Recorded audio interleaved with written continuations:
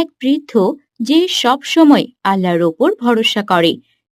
সে সালাত আদায় করে মোনাজাতে আল্লাহর প্রশংসা করছে।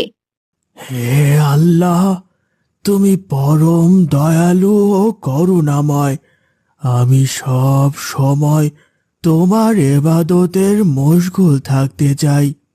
বৃদ্ধ তার সেই কুঁড়ে ঘরে সব সময় আল্লাহর ইবাদত নিয়ে থাকত। তার খাবার দাবার নিয়ে কোনো টেনশন ছিল না। তার রিজিকের কোনো না কোনো ব্যবস্থা হয়ে যেত।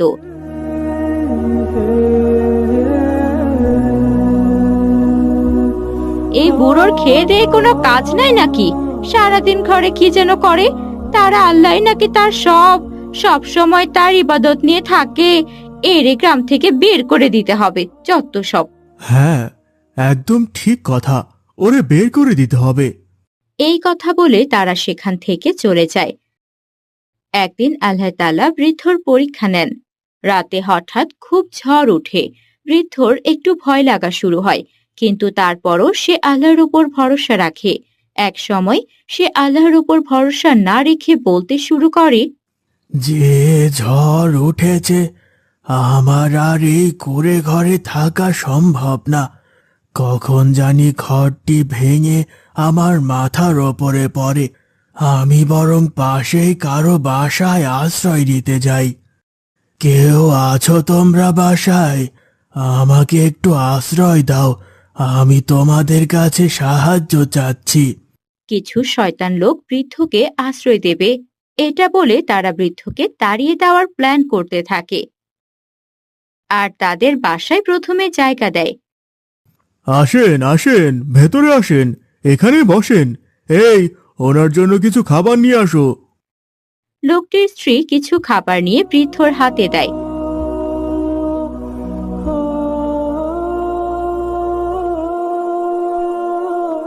আর তাকে একটি বিছানায় রাতে ঘুমানোর জন্য থাকতে দেয়। বৃদ্ধ একটু আরাম করে সেখানে শুয়ে পড়ে।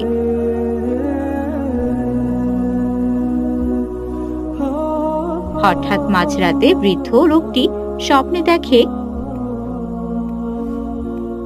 তুমি এটা কি করলে?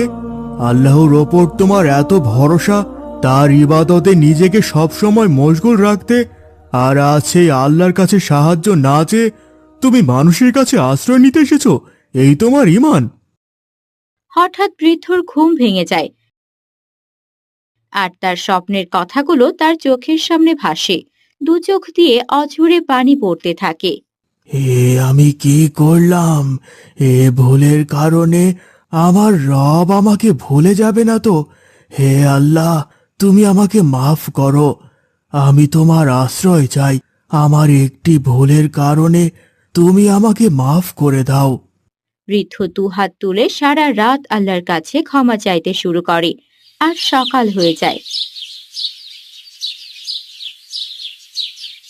অন্যদিকে যে বাড়িতে বৃদ্ধ আশ্রয় নেয় সেই বাড়ির লোক পুরো গ্রামের লোককে জানায় বৃদ্ধকে শাস্তি দিয়ে গ্রাম থেকে বের করে দেওয়া হবে। পরের দিন সকালে বৃদ্ধকে একটি গাছের সাথে বেঁধে রাখে। গ্রামের সব লোক একসাথে হয়। আমি কি করেছি? তোমরা আমাকে গাছের সাথে কেন বেঁধেছ? আমি তো কোনো অন্যায় করিনি। তাহলে তোমরা কেন আমাকে শাস্তি দেবে? তুই এই গ্রামে আর থাকতে পারবি না। তুই তো খুব আল্লাহ আল্লাহ বলিস। দেখি তোকে আল্লাহ কিভাবে বাঁচায়। ঠিক তখনই গ্রামের পাশ দিয়ে আয়েশা, মিশকাত ও রোজা যাচ্ছে। তখন তারা দেখতে পায় বৃদ্ধকে গাছের সাথে বেঁধে রেখেছে। এখানে কি হয়েছে? আপনারা কেন এই বৃদ্ধ দাদুকে গাছের সাথে বেঁধে রেখেছেন? অনেক খারাপ লোক, তাই ওকে গাছের সাথে বেঁধেছি। আজ ওকে শাস্তি দেব। আপনারা একজন বৃদ্ধ মানুষকে গাছের সাথে বেঁধে রেখেছেন, এটা ঠিক নয়। একজন মুমিন কখনো আরেকজন মুমিনকে কষ্ট দিতে পারে না। এতে আল্লাহ আপনাদের উপর নারাজ হবেন। আপনারা ওনাকে ছেড়ে দিন। মহিলাটি তার স্বামীর কানে কানে বলে, ওদের সামনে কিছু করা যাবে না, বলাও যাবে না। আপনি এখন ভালো ব্যবহার করুন। ঠিক আছে, ঠিক আছে, তোমাদের কথায় আমরা তাকে ছেড়ে দিলাম। মিশকাত, রোজা খুবই খুশি হয়। তারা বৃদ্ধকে বলে, আপনি কোনো চিন্তা করবেন না দাদু ভাই। আপনি নিশ্চিন্তে আপনার বাসায় যান, আমরা আবার আসবো আপনার বাসায়। তারা সেখান থেকে চলে যায়। তারা চলে যাওয়ার পর গ্রামের লোকেরা বৃদ্ধকে গ্রাম থেকে বের করে দেয়। বৃদ্ধ লোকটি তার মনের কষ্ট নিয়ে একটি পাহাড়ের দিকে চলে যায়। ঠিক সেখানে একটি আপেল গাছের নিচে কুঁড়ে ঘরে থাকে। সে সেখানে আশ্রয় নেয়। হে আল্লাহ, তোমার কাছে শুকরিয়া। তুমি আমাকে এত সুন্দর থাকার জন্য আশ্রয় দিয়েছ। এখানে আমার রিজিকেরও ব্যবস্থা করে দিয়েছ। এই গাছের সুন্দর সুন্দর ফলগুলো আমার পেটের ক্ষুধা মেটায়। বেশ কয়েকদিন কেটে যায়। বৃদ্ধর সময় খুবই ভালোই কাটতে লাগলো। সে সব সময় আল্লাহ তাআলার ইবাদতে মগ্ন থাকে এবং আপেল গাছের আপেল খেয়ে তার ক্ষুধা নিবারণ করত। একদিন রাতে কয়েকটি ঘোড়া নিয়ে ডাকাতের দলেরা একটি গ্রামে ডাকাতি করতে আসে।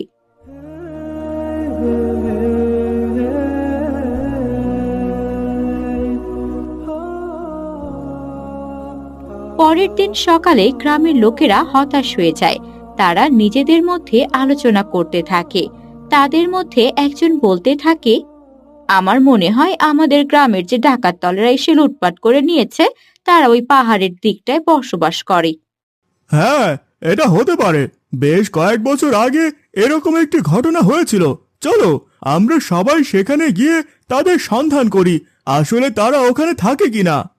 এরপর গ্রামের সব লোকেরা একত্রিত হয়ে সে পাহাড়ের কাছে যায় এবং তারা পাহাড়ের উঁচুতে একটি কুঁড়ে ঘর দেখতে পায়। সবাই মিলে ঘরটির কাছে গিয়ে দেখে গ্রামের সেই বৃদ্ধ লোকটি।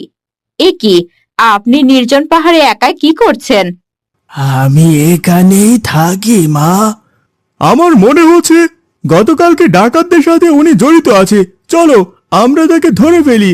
তাকে ধরলে বাকি ডাকাতদেরও ধরতে পারবো। ইনি মনে হয় ডাকাতদের সর্দার। ডাকাতদের সাথে ইনি অবশ্যই জড়িত আছে। তোমরা এসব কি বলছো? আমি এগুলো কিছুই করিনি। তোমরা আমাকে ভুল বুঝছো। তারা বৃদ্ধর কথা না শুনে তাকে ধরে নিয়ে যায় এবং তাদের গ্রামে বেঁধে রাখে। তাদের মধ্যে একজন বলে ওঠে, উনি যেহেতু আমাদের সবকিছু লুটপাট করে নিয়েছে, ওনার কঠিন শাস্তি হওয়া দরকার। ওনার একটি হাত ও একটি পা কেটে নেওয়া হবে এবং তারা সবাই মিলে তাই করে। এনে তো আমাদের সব জিনিসপত্র লুটপাট করেছে। আপনারাই বলেন এনাকে কি শাস্তি দেওয়া যায়। উনি যেহেতু আমাদের সবকিছু লুটপাট করে নিয়েছে, ওনার কঠিন শাস্তি হওয়া দরকার। ওনার একটি হাত ও পা কেটে দেওয়া হবে। এই বৃদ্ধকে কঠিন শাস্তি দেওয়ার প্রয়োজন, কেননা গতকালকে ডাকাতিতে আমাদের অনেক ক্ষতি হয়েছে। আমরা যদি আজকে এই বৃদ্ধকে শাস্তি না দেই, তাহলে আমাদের গ্রামে আবার ডাকাতি হতে পারে। ঠিক বলেছেন ভাইজান, এই বৃদ্ধের একটি হাত কেটে ফেলা হোক। কি বলেন আপনারা সবাই? এই কথা শুনে গ্রামবাসী সবাই একমত হয় এবং জল্লাদকে ডেকে আনা হয়। জি বলুন, আমাকে ডেকেছেন কেন? গতকালকে আমাদের গ্রামে অনেক বড় একটা ডাকাতি হয়েছে, আর এই যে লোকটিকে দেখছেন, ইনি হচ্ছে ডাকাতদের সর্দার। এই বৃদ্ধ লোকটির হাত কেটে ফেলার জন্য আপনাকে ডাকা হয়েছে। কি বলছেন এইসব? এই বৃদ্ধ লোকটিকে দেখে তো এরকমটা মনে হচ্ছে না। আপনাদের কোথাও ভুল হচ্ছে। আপনি দেখছি বেশি কথা বলেন। আপনাকে যে কাজের জন্য ডাকা হয়েছে সে কাজ করেন। এরপর জল্লাদ বৃদ্ধ লোকটির একটি হাত কেটে ফেলে এবং গ্রামের লোকেরা তাকে সেই পাহাড়ে ফেলে আসে।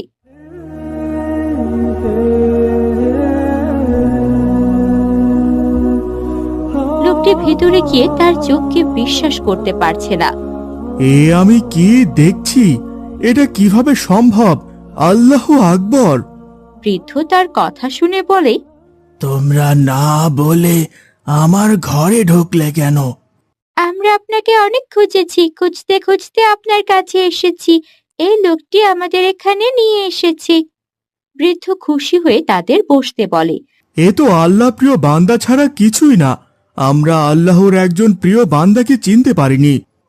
গ্রামের বেশ কিছু লোক আয়েশার পিছু নিয়ে পরিবারের সামনে চলে আসে এবং এই দৃশ্য দেখতে পেয়ে অবাক হয়ে যায় এবং তারা সবাই বুঝতে পারে সেদিনের ডাকাতির ঘটনাতে এই বৃদ্ধির কোনো দোষ ছিল না এবং তিনি ডাকাতের সর্দার মোটেও নয়। সে একজন ঈমানদার মানুষ।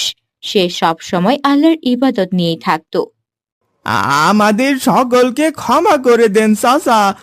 আমরা ভুল বুঝে আপনার ওপরে অনেক অত্যাচার করেছি, জুলুম করেছি এবং সব সময় খারাপ ব্যবহার করেছি। আপনি ফিরে চলুন, আমাদের সাথে আমাদের গ্রামে চলুন। বৃদ্ধ সেজদায় পড়ে আল্লাহর প্রশংসা করেন।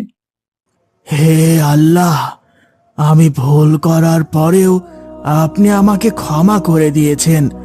আপনি মানুষের সামনে আমার সম্মান বাড়িয়ে দিয়েছেন। হে আল্লাহ, আপনি কতই না মেহেরবান। আপনি আমাদের সমস্ত গুনাহকে মাফ করে দেন।